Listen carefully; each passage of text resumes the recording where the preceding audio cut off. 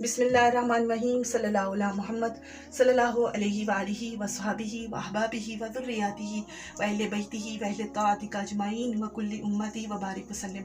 नाज़रीन, आज मैं आपको वो वजीफ़ा बताने लगी हूँ कि जिसे अगर हम अपनी ज़िंदगी में शामिल कर लें तो अल्लाह की फ़ज़ल, उसकी रहमत, उसके करम से और प्यारे शफ़ीक़ व गमख़ार आका सल्लल्लाहु अलैहि वसल्लम की निगाह शफ़क़त से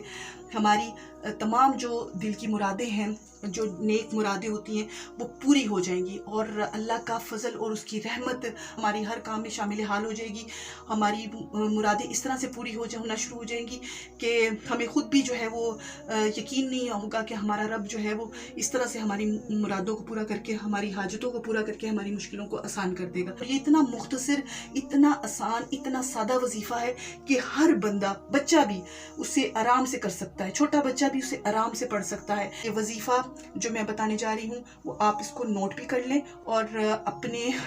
जो डायरी होती है या अपना कोई भी आपका मोबाइल में नोट पैड या नोटबुक हो उसमें आप लिख लें और इसको फिर आप बिला नागा इसको पढ़ते रहें। वजीफ़ा ये है कि आपने रोज़ाना अव्वल आखिर दुरूद शरीफ 20 बार या राफ़िऊ पढ़ना है, या राफ़िऊ। इसको आपने अव्वल आखिर दुरूद शरीफ के साथ 20 बार रोज़ाना पढ़ना है, सिर्फ 20 बार। इतना आसान वजीफ़ा है कि इसको आप ज़िंदगी में शामिल करें अपनी, और इसको रोज़ाना पढ़ा करें और बच्चों को भी बल्कि अपने सिखाएं कि बेटा जब भी आपकी कोई जायज़ नेक मुराद हो 20 बार या राफ़िऊ पढ़ के अव्वल आखिर दुरूद शरीफ ज़रूर पढ़ लीजिएगा। इसकी बरकतें और मज़ीद इस वजीफ़े को हमारे लिए रहमतों और बरकतों का बाइस बना के हमें आसानियाँ और मज़ीद देती जाएंगी।